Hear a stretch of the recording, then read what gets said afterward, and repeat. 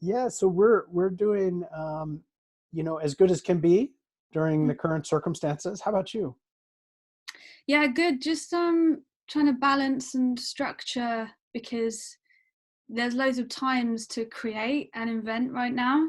Sure. There can be moments when it's overwhelming because there's so much time and there's so many things you want to achieve, and then other times where it's been 2 months into it now and I'm starting to, like, the last couple of days I felt really heavy, and I don't know, maybe been experiencing some sort of emotional heaviness.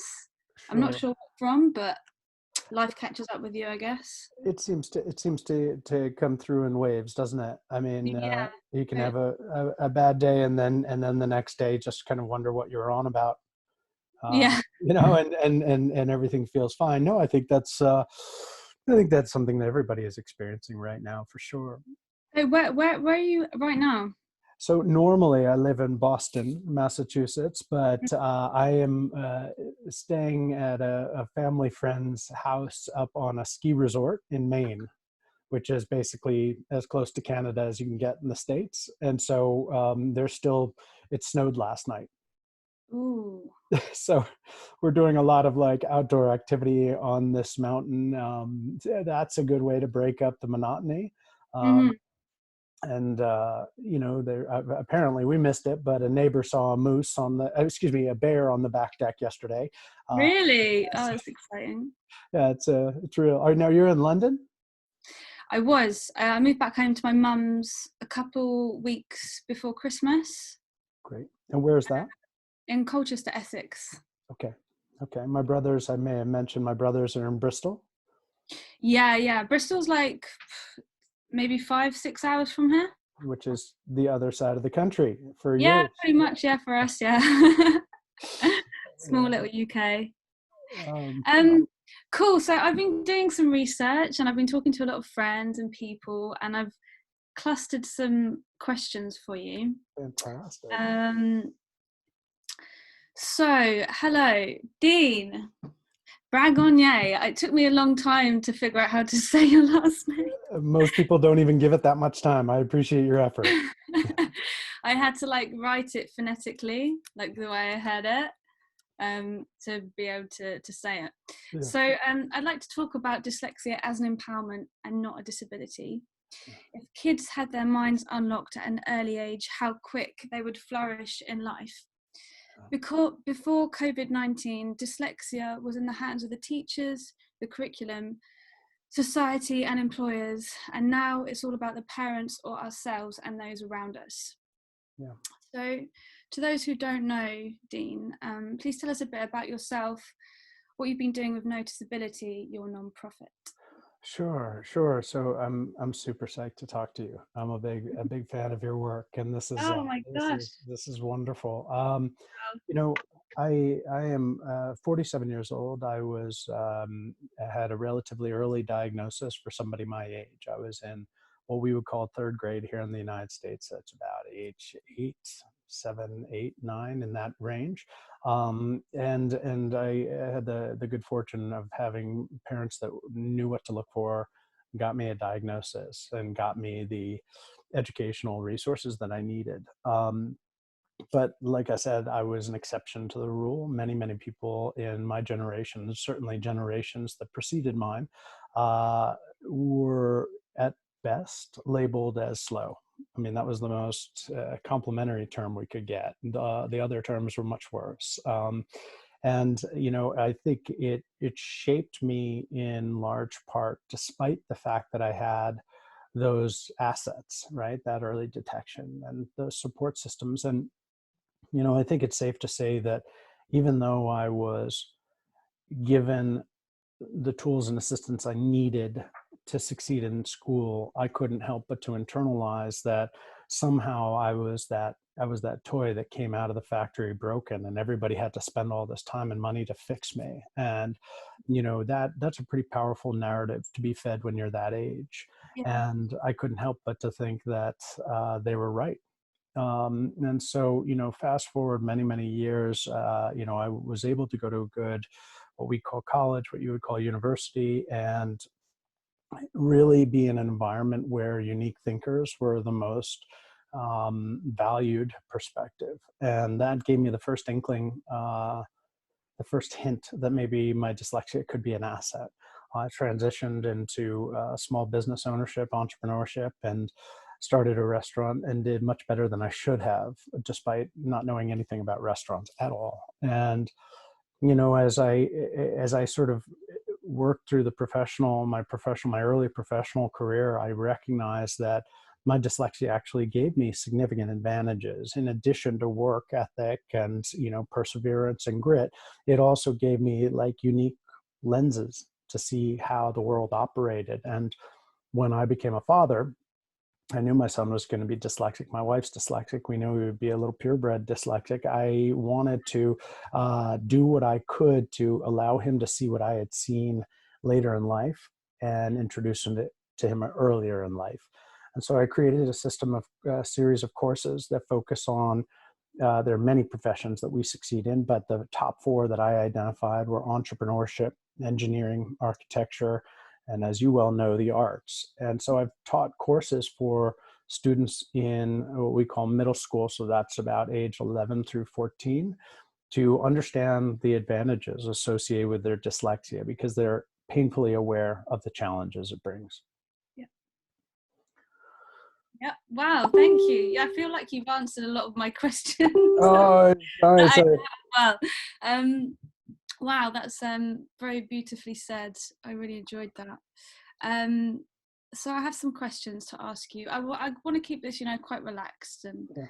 and easygoing. So no pressure, and just say what you want to say. Absolutely. So Dean, are there any stories you'd like to share about your own personal relationship you have with dyslexia and what coping mechanisms you developed growing up?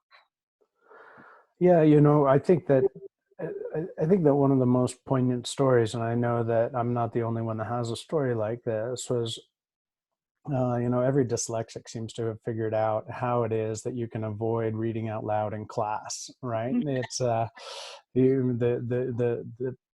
standard method for most dyslexics is you count how many students are in front of you and how many paragraphs each one is reading, and then you find yours and you just sit there and try to memorize it, right? So that you don't mess it up when you're trying to read it. And I remember that was my standard operating procedure when I was in seventh, eighth grade. And I remember this one teacher decided to kind of throw a wrench in the system and reverse the direction, right? And so all of a sudden I was caught off guard, and and of course I stumbled and screwed it all up. And I remember this sort of the class clown / class bully was in the back, goes, "Hey Dean, your stupidity is holding up the class." And everyone burst into laughter. That was not a big deal, but it was when the teacher burst into laughter that it really kind of hurt. And so I think that episodes like that, I started to develop this. At times it was translated into, I'm going to show them they're wrong. Other times it was a big F you. I'm going to stick it to the man. I'm going to turn into a really sort of spiteful person. And and when you're in that age group, in that age range, you kind of try out these different personalities, right? Do I want to be the class clown to avoid exposure? Do I want to be the person who's just like so spiteful and resentful that nobody will mess with me because I'm just such an angry person? Am I going to be the person that sort of drills down and works twice as hard? And I think I tried on a lot of those different personalities. Luckily, the sort of the personality I think that won out during high school, preceding university was, I'm gonna work my ass off and I'm gonna show them. I'm gonna show them. And I did, and I was able to to get into a college that a university that was highly selective. And I think that was the first moment in my life where I recognized that this college was not under any obligation to accept me. I wasn't some sort of quota. I was a desirable student for a highly competitive college, and that was like, okay, maybe I'm worthwhile. What college was it? What's that? What college was it? It's called Bates College. It's up here in Maine. It's, I mean, in the United States, it's always in the top 20 most competitive private colleges to get into. And I was just, I mean, I don't say that to brag. I say that to counter the belief system that I had, that I was dumb and useless, right? And here's a really competitive school that said, no, it's not how we see you, right? And Mm. so now all of a sudden I was able to believe them until I believed myself. Mm. And That that's must have felt really empowering. yeah, yeah, Um, I remember when I was younger, my mum took me to some like private arts schools, yeah, um, and I applied for quite a few and done quite a few of the tests. Um, I think I failed most of the tests, but they took me on through my excelling arts. yeah, And they said, you know, like, we don't normally do this, but yeah. you know, you can have a shot. But we didn't have the money to get me there at the time. You know, we could have gone through down other routes to do things, but it didn't end up that way. Um, But that's, I mean, but such what a wonderful episode. I mean, I'm sorry that you weren't able to get to the college, but what a wonderful affirmation of your worth. yeah, Right? totally. And there's, you know, I'll tell you something that I think you might find interesting is that people like you and me are ravenous for positive affirmation, right? Because we've been beaten up pretty bad. Yeah. And there's a book that we use as the genesis of a lot of my organization's work. It's called The Dyslexic Advantage. And one of the things they talk about, we've got these standardized admissions tests in the United States called SATs. And back when I was going through that process, the top score was 1,600, 1,600. You got 500 points for writing your name. And the book describes something called the 700 Club. These are entrepreneurs, global CEOs, all of whom have dyslexia, who essentially run aspects of our economy. Yeah. And they all scored 700 or less on their SATs, right? Mm-hmm. 500 for getting your name, 200 for maybe answering one or two questions right, and then you miss the rest. So the authors ask, why was it? I mean, what allowed you to go from this path, which was, you know, statistical failure, right? 700 or less on your SATs, to becoming one of the most prominent, you know, business icons or entrepreneurs in the world. And each one of them says that they can remember with such vivid recollection the exact moment where a person, a single person, may it be a coach or an art teacher or, you know, an uncle, who just stops and says, "Whoa, you're really good at that. Mm. You're really good at that. You're really good at singing. You're really good at painting.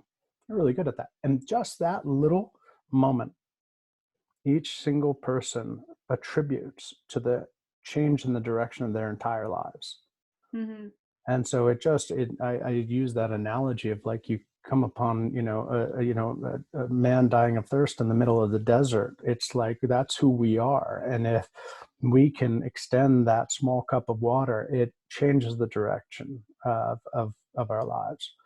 So it's very powerful how influential positive affirmation is, especially for people with dyslexia, is my, you know, what Yeah. I've concluded. It, Sorry. it, it can be hard.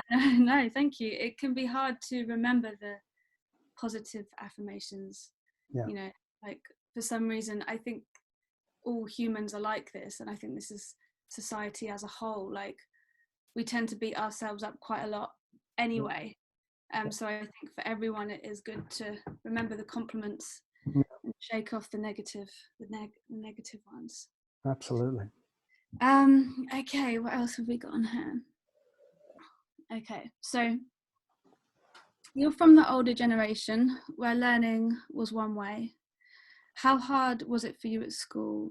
And what good and bad experiences did you have with teachers and your peers around you? Yeah, you know,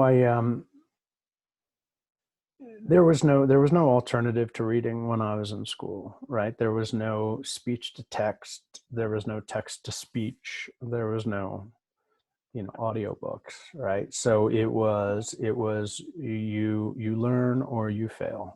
And it was advantageous to the degree where if you decided that you were going to muscle through it and you were able to cultivate the tenacity to learn how to read, that was a good trait to build. But I represent a small statistic of dyslexics who were able to either have the support or the encouragement or find the the something inside myself that allowed me to push through it. A vast majority didn't, and that's Mm. unfortunately still the case, even though we've got different modalities of learning like video. I mean, how many dyslexics would read a transcript of our interview today? Like zero, right? Mm. The fact that we can do this by video, we Yeah. as dyslexics can learn by listening and watching very, very quickly. We don't have a learning disability. We've got a reading disability. That's it. Coding.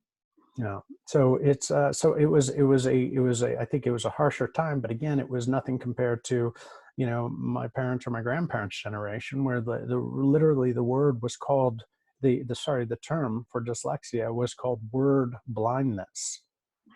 Like, I mean, how derogatory is that? It's like, you know. Mm. So it was, Kind of it was. poetic as well, though. What's that? Kind of poetic as well. Yeah, it was. I mean, as an artist, of course, you could see the light in that. But yeah, so it was pretty. It was. I think it was just. It was. I think the term is just demeaning. It was just a demeaning environment to live in. The assumption Yeah. was, you know, that you're. I mean, it's. I often liken what we as sort of what we're calling kind of neurodiverse people. Yeah. Um, I liken this to a lot of the same civil rights issues that other subsects of our population have gone through. I mean, gay rights, for example, or women's liberation, for example. I mean, these are all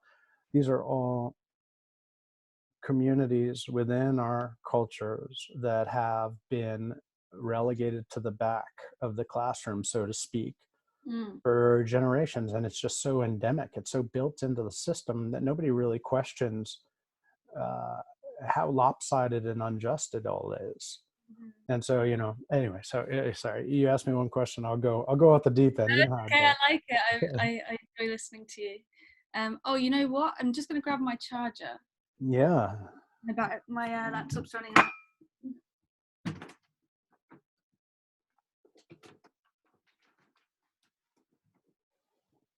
I've obviously come very prepared. It's totally understandable. I'll probably have to do the same. um, but yeah, there's been this thing ingrained in me from my youth until now, like forever. I've always felt like an outsider. Mm-hmm. And I think that goes with what you were saying about all the other communities within society. Yeah. It's just society as a whole, isn't it? It's just so demeaning and Yeah. very much like one way or no way, my way or the highway That's right. kind of thing. Yeah. Okay, where are we at here? Okay. So I've been speaking to some parents and some of my friends and mums and stuff now who have dyslexic children. Are there any issues you'd like to highlight on dyslexia for COVID-19? Yeah, it's a really interesting time, and it's there's so much to discuss, but just specifically when it comes to kids with dyslexia and what it's like to learn in a basically a homeschooling environment with some remote learning, depending on what school you go to. My son, for example, is overjoyed at the fact that he doesn't have to go to school. Right? Yeah. I mean, this is like it's like every dyslexic kid's dream is that school is canceled for the year. I mean, like how many times have we wished for that? Yeah. Um, I think that there's an opportunity for two things, one negative, one very, very positive to happen. First of all, is there can be like sort of an academic regression if we're not practicing our reading. Mhm. For example, we can have what we call in the United States summer slide, when kids are out of school for the summer and all the reading progress they made during the academic year, they don't read in the summer, and so they kind of regress. So that can be a pitfall. I mean, something that the parents should watch out for.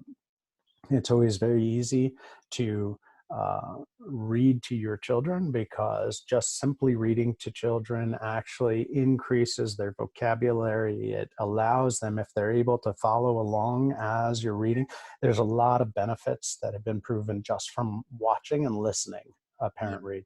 Now, if you've got a dyslexic parent, as I am, then all of a sudden, that dyslexic parent's going to be mispronouncing stuff all the time, but who cares? It's a wonderful bonding experience regardless. Um, on the upside, this is a reprieve. It is a moment where these students can actually be saved from the daily diatribe of, you're not working hard enough, you need to try harder, why aren't you getting this, why aren't you, all of that is all of a sudden pushed on pause, right? And so we have this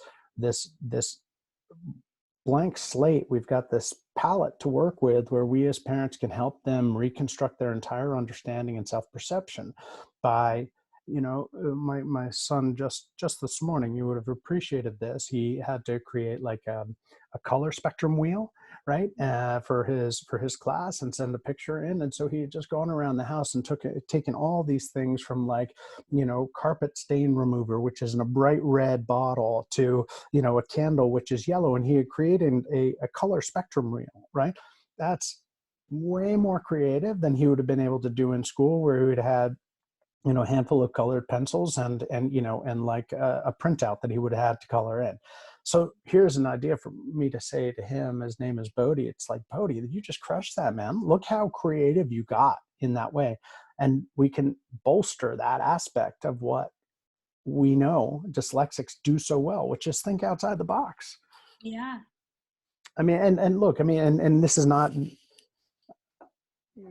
you personally, you demonstrate that more than many, Mm. right? I mean, like, I know that you probably consider yourself a singer, but I would argue that a singer, you're much more than that. I mean, I've watched some of your videos. I mean, you're a performance artist, right? You are a visual artist. I mean, from body painting to really cool videos to, I mean, like, your ability to be creative, to express yourself creatively, Mm. that is a direct result of being dyslexic. I mean, if you extract your dyslexia from your brain, Mm. in my opinion, your creativity and your interest goes way down. Yeah. You just be, she's a good singer. But you incorporate all these other modalities, which is fabulous. I've been very lucky that my mum opened the doors of creativity from a very young age, and noticed that I was dyslexic from the age of 3. I got diagnosed really young. Awesome. Luckily I was in a Montessori when I was very, very young. I think that's like before primary school. Um, and it's very much, expressing creatively, lots of painting, all cognitive behavioral things. And yeah, I mean, my mum saw my strengths were in my creativity, so she let me play, Yeah, and she let me experiment, and thanks to her, like, I wouldn't be anything today. So I'm so lucky that my mum has given has opened the doors of that for me. And I think, like, a lot of parents who have dyslexic kids probably do worry, like, what do I do? How can I get them to be with their peers? yeah, Say they don't have money to get them to the right education, or things like that. yeah, Like, I'm not a parent, yeah. but my advice would be, let them play, let them explore, and encourage them in their strengths.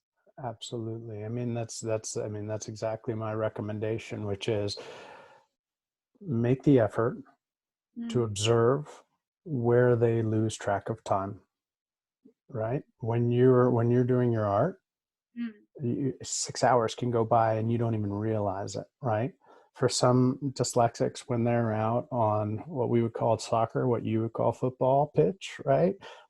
They're going at it for hours. They don't even understand how much time has happened. These are all indications when you have to call them back from whatever they're doing, when you have to constantly say, come in for dinner, whatever that is that they were doing, that is where their passion lies.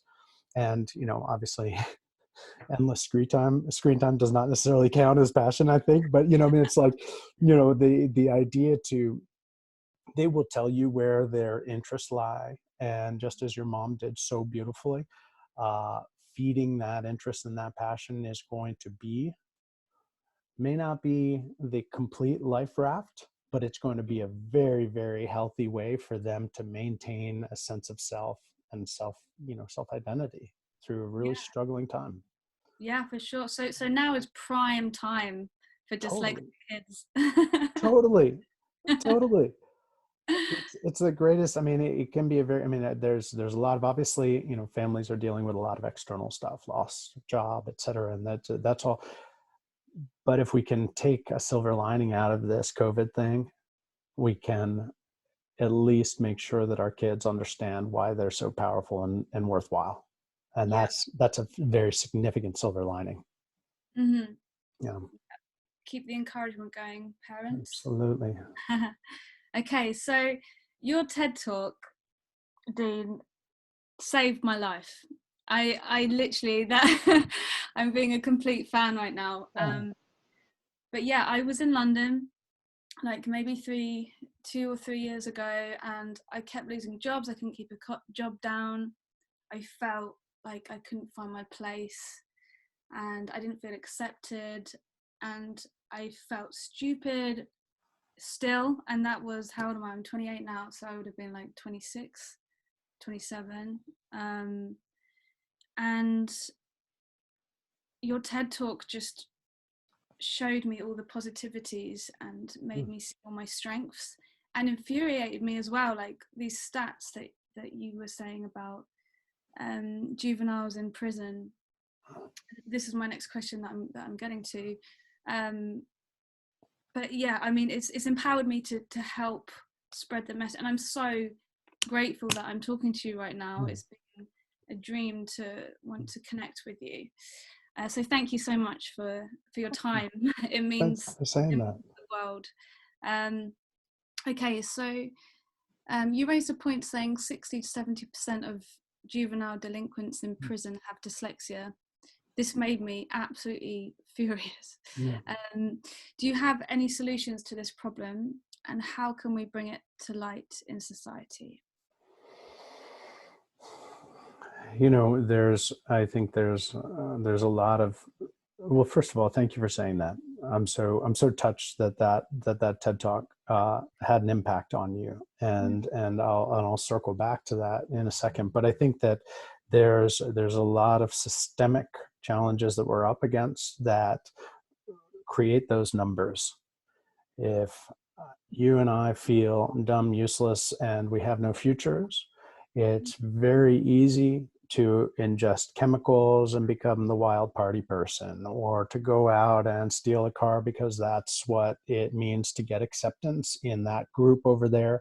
And that's why I think so many of us wander down that really negative path, because when you feel so lousy about yourself and you have no identity with a tribe, your temptation is to do whatever you can to gain acceptance. And the lowest barrier is those unsavory decisions, right? It's really easy to abuse ourselves and to let ourselves be abused because we're desperate for affirmation and acceptance. So that, I think, is a byproduct of the systemic problem, which is that the way our education is structured was, built 100+ years ago, and it hasn't changed much, right? Montessori is a great option, right? Montessori is like really conducive to our style of learning, and that's fantastic. But again, it's not mainstream, right? It's an exception. You were lucky to get into that environment, right? So what is my solution? My solution is, honestly, is my hope is that I am just a bridge between generations, right? The previous generation, anybody older than me, um, even to this day, when I'm speaking to very, very, very successful and influential dyslexics, they still say, I'm successful because I worked hard. I'm dumb, but I worked hard.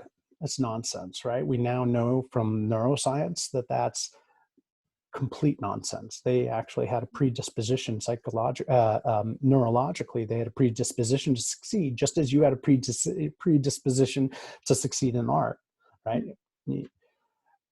So I'm very empathetic towards those who are older than me. As for anybody younger than me, the answer, I think, just lies with self-advocacy. And I think self-advocacy can be tricky. Self-advocacy can be, in one way, demanding what we need in order to succeed, and that's very that's worthwhile. That's absolutely appropriate, and it's a right that we have. We've got a lot of laws that say everybody gets an equal opportunity in education, and we as a population, we need to be able to advocate for the accommodations that laws have been built to provide us. That's absolutely so. Demanding for what we need, usually is met better when we kind of kill them with kindness. Say, oh, by the way, I know in this wonderful law that I get these accommodations, as opposed to you, Mr. Administrator, in school aren't doing what you're supposed to doing. And this becomes very contentious. It usually winds up there because they don't want to give us what they want anyway. So we need to be contentious. But I think the real answer lies in what you and I are doing right now, right? Mm-hmm. You are now speaking publicly about your dyslexia, and you are an example to all your fans, 20% of which have dyslexia. And the more you're saying, oh, by the way, thank you very much for liking my music, right? And by the way, I'm dyslexic, right? Everyone's going, well, I'm dyslexic too. Look how amazing she is. Look how much I want to be like her. And she's dyslexic, which means there's no reason I can't be like her. Mm-hmm. And that, I think, is where the real answer lies, is the power of the individual to say, not only am I not going to stand for derogatory throwaway comments like, you're dyslexic, but you're smart. That nonsense. Yeah. Say, oh, I pity you. Let me educate you very quickly as to why that's a really inappropriate comment. But then to go one step further and just be the powerful examples that we can be. I mean, you are doing it through art, right? Ansel Adams, Pablo Picasso, these are some of the most famous dyslexic artists of all time. Now, unfortunately, they didn't know they were dyslexic, or if they did, they didn't have a term for it. But what if Picasso and Ansel Adams had actually known that they were dyslexic and said, yes, thank you, I happen to be amazing, and yeah, that has a lot to do with my dyslexia. The way we live today would have been greatly influenced by those leaders correlating their creativity to their dyslexia. So you and I may not experience what my true vision is in our lifetime, but we'll get close, I think. My true vision is that one day dyslexia will be regarded as a coveted aspect of a potential employee or a potential partner in school or a teammate. You go, oh, damn, you're dyslexic? Oh, yep, you're on my team ASAP over here right now. And it looks like the market trends. Oh, now I'm getting on my soapbox. I'm sorry. It looks like the way our economy is headed is that so many jobs are now being automated by computers. They're being codified. And the irony is the things that we do best, by definition, cannot be plugged into IT, artificial intelligence. And that's survival, right? That's Survival with the jobs of the future. totally, totally. So I think we're looking at, in the next 50 years, I think we're looking at a resurrection of dyslexic prominence, Hmm. where, you know, when you're out at the pub looking for a potential mate, you're like, I got to make sure, are you dyslexic? Because I want to keep it going. I'm just kidding. Well said. Yeah, yeah. I do want to bring up Exceptional Individuals. They're also a non-profit charity based Oh, in London, and they helped me quite a lot when I first moved to London, and I was like trying to look for work. I know Matt really well, and they help neurodiverse people get into work. So there are particular labels at the moment just employing dyslexics, for example. wow, So I'm trying to wow. get my foot in that door. And yeah, you know, lots of other more intricate like coding things and stuff Yeah. that I don't really know about. So yeah, I'm gonna put links and everything to the YouTube below here. I don't know if that's gonna work, but let's just do that anyway. um, okay, what else do we have here? What advice do you give to parents whose children have self-esteem issues, sat next to their peers who are picking things up quickly? Yeah, I think it is very difficult for the human psyche to both feel insecure, self-doubt, and confidence. Those Mm, two, the dissonance that arises from those two different sets of emotions and perspectives, is very difficult for the brain to handle. mm, So, what my organization is trying to do is create an opportunity for kids to cultivate a genuine sense of confidence and self-esteem, with the hope that when they have this new perception in themselves and they are struggling with the self-doubt, that the one that will win is the one that is rooted in self-confidence and self-efficacy. And so what can parents do? Just as you said, right? Feed that passion, right? Okay, everyone, parents say, well, okay, I'm not sure you're going to be a professional football player, so this may not be the best use of it. Doesn't matter, right? It doesn't matter which one of us ever started off doing what we ultimately wound up, 30 years after school. That's ridiculous, right?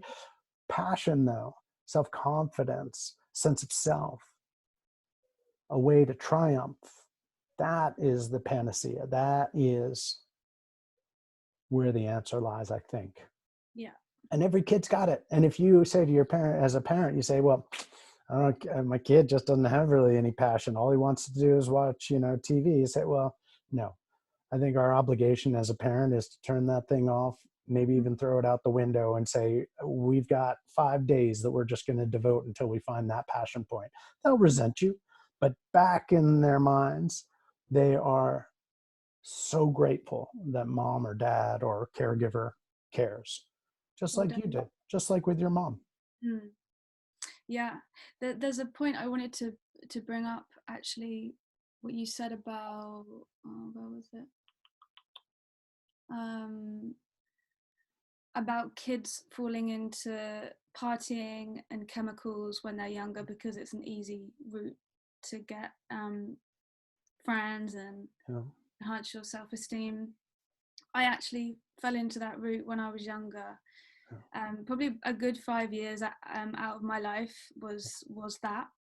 Um, and it took me a long time to realize who my friends were and find my focus for what I wanted to do. Yeah. Um, luckily, I'm also a hula hoop dancer as well. Luckily, hula hooping and the arts completely saved my life, my train of thought, my everything. Yeah. I would pick up my hula hoop and I'd lose myself. And um, if anyone is in a similar position, I think the arts anyway is a very therapeutic way to mental health and getting yourself out of a jam. Yeah, no, you're absolutely right. And look, and I mean, it's very much a part of my story. Drug and alcohol abuse is very much a part of my story. And thank God, I'm sober today, which is something that has profoundly changed my life. Unfortunately, I did not waste only 5 years. I wasted a lot more than that. And it's, we self-medicate Yeah. because we need to change the way we feel about ourselves, and that's at least in the short term, that's the most immediate way to do so. We Mm-hmm. all know that doesn't end well, Mm. but that's why a more sustainable sense of self and confidence is really needed. And if it's a hula hoop, if it's a football, if it's a whatever, it doesn't matter. It's a Yeah. lifeline. Yeah. That is very beautifully said. I like that. Um, can you hear the pinging on my laptop? Yeah, but it's all right. Every now and then. Okay, cool. It adds to the feng shui. Okay, so how do you feel about the term neurodiversity? My boyfriend said apparently it can cause some politics for people saying that who are dyslexic. Yeah. For me, I feel like it's more PC than Yeah. say dyslexia. What's your view? I think, well, first of all, I mean, the big argument in the United States is around the word learning disability. And so a lot of people get into arguments about whether or not it should be called a learning difference or a learning disability. So neurodiversity seems to be a term that has emerged out of that. And the reason why I use neurodiversity is because as much as I am fully committed to my dyslexic family, I also recognize that people with autism also have tremendous, tremendous advantages. Mm, People with Asperger's, same. And there's, ADHD, ADD, there are all of these different um, sort of, perspectives, and the way our brains operate in slight variances allows both challenges as well as advantages. And so I think I use the term neurodiversity only because it's an umbrella that includes all of those different learning profiles, if you will, all of those different sort of neurological predispositions. And I think as much as my focus is dyslexia, I want the same appreciation and equality to be imbued with people with autism, for example, or ADHD. I mean, again, the statistics right now in the United States, by the way, Silicon Valley, right, is the heartland of our, tech innovation. Like Asperger's, a form of autism is a very common learning profile in Silicon Valley because you're dealing with a lot of high tech coding and a lot of detail. And these are individuals that can do it better than atypical, than neurotypical. mm, So the idea is if we can get into a place where we're celebrating what everybody brings to the table, mm. that's going to be advantageous. But yeah, we can all argue about terms for sure. But that's Yeah. just the reason why is that. Yeah. Yeah. Okay, cool. Okay, I don't want to go on too long because I'd love to have people engaged like throughout this. So to wrap it up, do you have any wonderful success stories you'd like to share with us?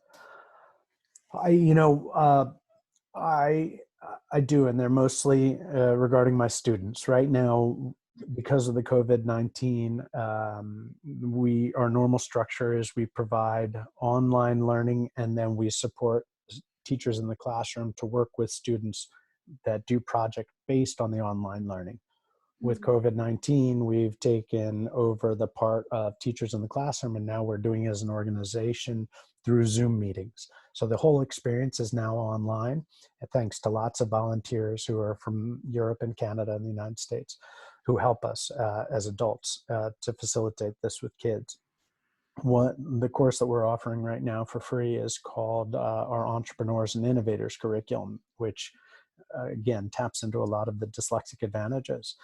And these kids identify problems, they create opportunities, meaning businesses, and they go through the entire business plan process, and it culminates in something that we call the fishbowl. There's a very popular television show called Shark Tank, which is very intimidating. And so we call it the fishbowl, where these kids now present their business ideas to a Zoom audience, right?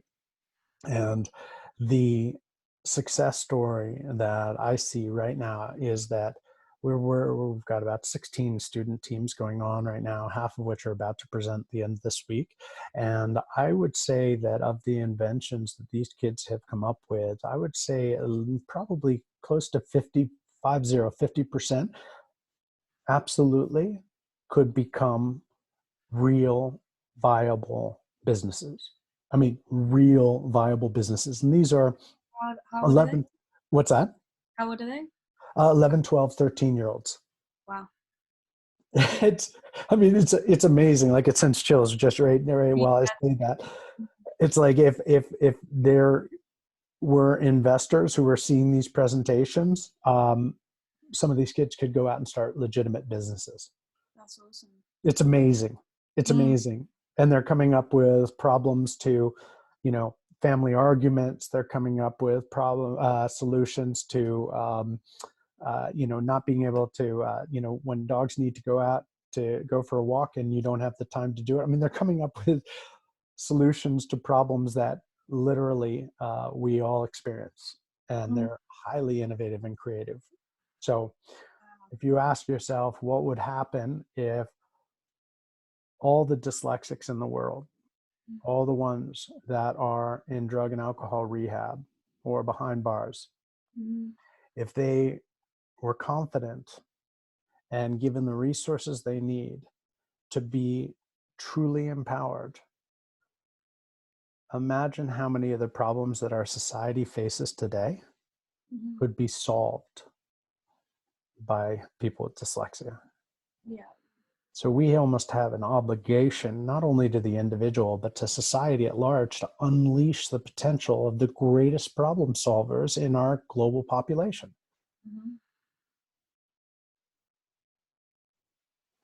Gets me excited. Yeah, totally. Yeah, I mean, excited and frustrated at the same time. Yeah. I was also thinking about, like, I don't know if you have been to any juvenile prisons or anything and spoken to kids, or I don't know what kind of, I have no idea what happens in those places for like learning and stuff and things like that. Yeah, we've explored being of service in those different environments, and there's a lot of regulation. Obviously, there's some organizations that do it and do it really, really well, and we've looked at partnering with some of those organizations. The difficulty, of course, is diagnosis, right?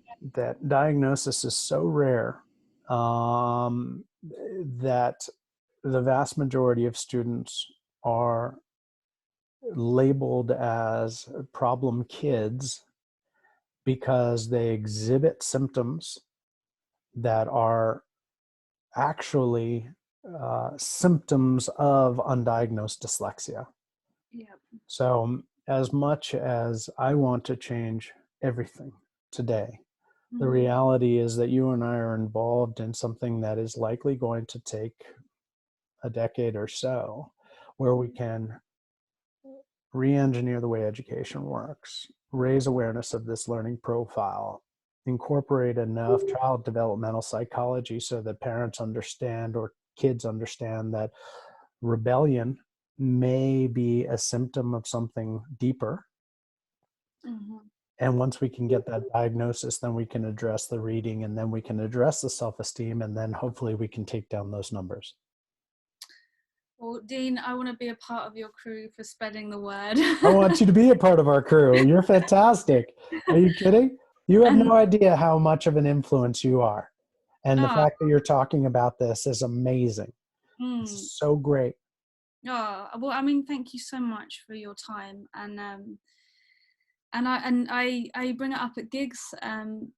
It took me a long time to kind of understand how to grasp an audience and have a message. And I was like, what's my message? Like, why am I here? What's my reason to putting all this time into art? Like, you know, and I was like, oh, I have to empower people with dyslexia. So after every talk, after every gig, I mention and I say a lot of things that you bring up on your TED talk that's been an inspiration to me. And I say to people, if you want to have a chat about some experiences afterwards, then come and have a chat. And I've spoken to so many people and giving them either your TED talk to watch to help inspire them, or exceptional individuals that are based in London that have helped me a lot, or even just like sharing experiences, like similar experiences with people who have just, like I've seen their faces like change instantly, you know, feeling like, oh my God, you get me, like, and so I think that is just feels beautiful for me anyway. So yeah, I'm yeah. Look, you know, we are members of a very, very large tribe, Mm, and you are, whether or not you know it, you are a tribal leader, and we are desperate to find our people. mhm, So the more you demonstrate your artistic genius and couple it with the message that you're dyslexic and that your intuition and your vision is correlated to your dyslexia, mhm, you're an influencer, you know, not in a cheesy online way, but like in a genuine way. You are influencing the way people feel and it can accept themselves. You are mhm, a tribal leader. So mhm. keep doing what you're doing. People are watching. Always watching. Sorry, that was a quote from Monsters Inc. there. Oh, well, thank you so much for your time, Dean. Well, It's been thank you. This is fantastic. Well, I thank you for everything you do. Thank you for the invitation. vice versa, and I will carry on spreading the word. Sounds good. We'll be in touch, okay? Yeah, take care. Thanks a lot. See you Cheers. later. Bye-bye. Bye.